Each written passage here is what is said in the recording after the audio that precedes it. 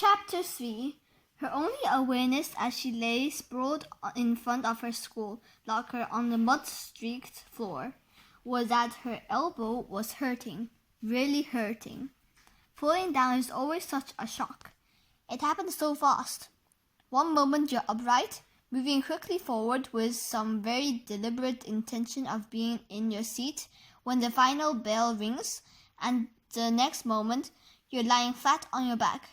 I'm immobilized, stunned, and hurting. And the worst thing in the whole world is to fall down at school, where everybody can see you. Sara looked up into a sea of gleeful-looking faces that were grinning, snickering, or laughing right out loud.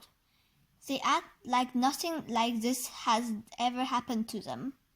Once they figured out that there was nothing so exciting as a broken bone or bleeding flesh or a victim writhing in pain, the crowd dissolved as her ghoulish schoolmates went on with their own lives, making their way back to their classrooms. A blue-sweatered arm reached down and a hand took hers, pulling her into a sitting position, and the girl said, "Are you okay? Do you want to stand up?" "No," Sara thought. "I want to disappear." But since that wasn't likely, and since the crowd had already pretty much dissolved, Sara smiled weakly, and Ellen helped her to her feet.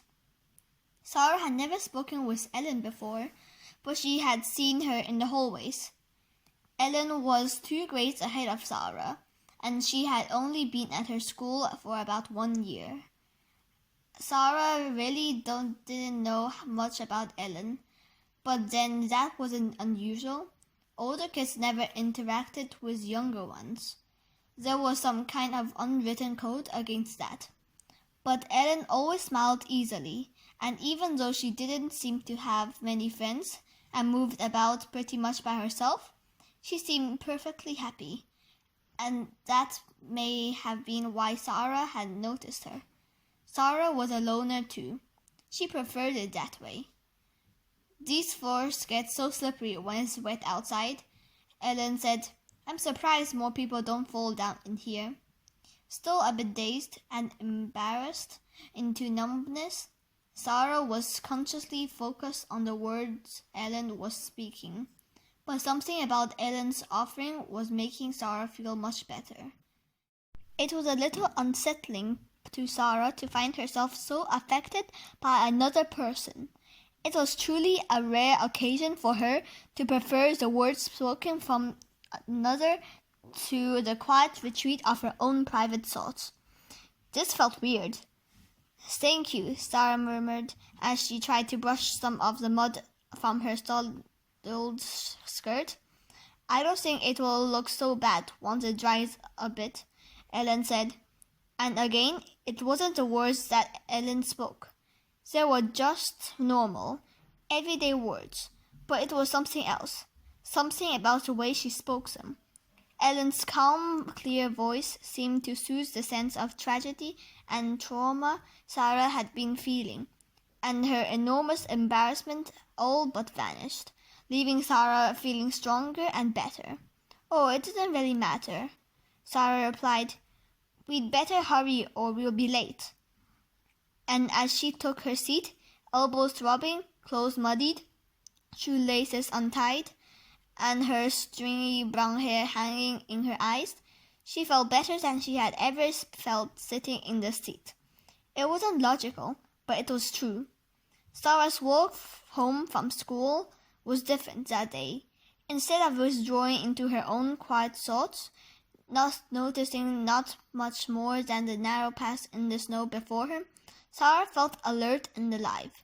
She felt like singing, so she did. Humming a familiar tune, she moved happily down her path, watching others on their way about the small town. As she passed the town's only restaurant, Sara considered stopping in for an after-school snack. Often a glazed donut or an ice cream cone, or a small basket of French fried potatoes was just the thing to temporarily distract Sara from the long, weary day she had spent in school.